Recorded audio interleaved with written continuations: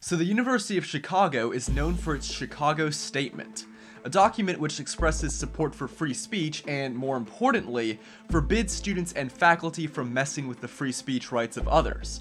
But not everyone seems to be on board, particularly not the school's socialist and pro-Palestinian groups. Let's take a look. Let me introduce you to Mir Elrond.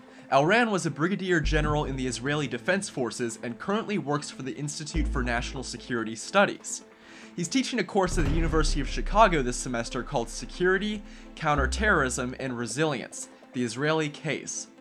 UChicago Socialists and Students for Justice in Palestine co-authored an op-ed in which they said, Elrond's course actually infringes upon open discourse by furthering the all-too-common and virulently Islamophobic rhetoric that positions Israel as standing bravely and resiliently in the face of their country's barbaric natives. Yeah, I don't think these guys really understand the concept of open discourse. Speech cannot infringe upon open discourse unless you're shutting other people down, which Elrond's class is not doing. That's his class.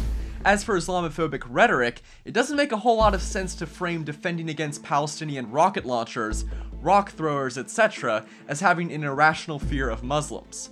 Anyways, the students say in recent months, under the guise of counterterrorism, Israel has violently suppressed demonstrations against invasive security measures at the Al-Aqsa Mosque, Islam's third holiest site. Now, when they say invasive security measures, I think they're referring to metal detectors Israel put in place after Arabs murdered 2 police officers there. How dare you stop us from killing you? That is bigotry. The UChicago SJP and Socialist students also said that the Israel Institute, which is funding Elrond's course, is part of a larger campaign to persuade the next generation of college students in the US, Israel's most important ally, to support the Israeli state project, to look the other way as Israel builds more settlements on expropriated Palestinian land. I don't think the US is looking the other way. Israel gained some lands in the Six-Day War of 1967. The UN's Resolution 242 calls for the withdrawal of Israeli armed forces from territories occupied in the recent conflict. Now, Arab states and the Soviets wanted the UN to add all before territories in that clause.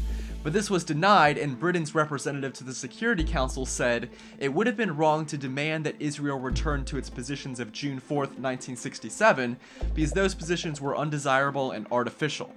But back to the students' point about open discourse. Regardless of your view of the Israeli-Palestinian conflict, which do you think infringes on open discourse more? An optional class or pro-Palestinian disruption of events that we've seen over and over the past couple of years? For Campus Unmasked, I'm Shimshock.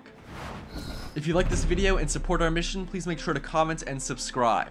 If something happens on your campus and you'd like us to investigate, send us details using the form on campusunmasked.com.